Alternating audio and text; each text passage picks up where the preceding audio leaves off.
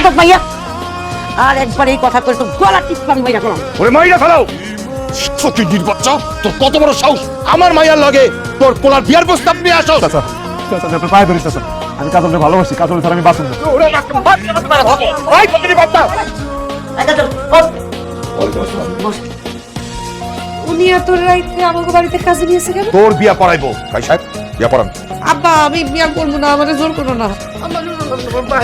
চুপ কর এই জামাল নেই তোর বিয়া করতে হবে।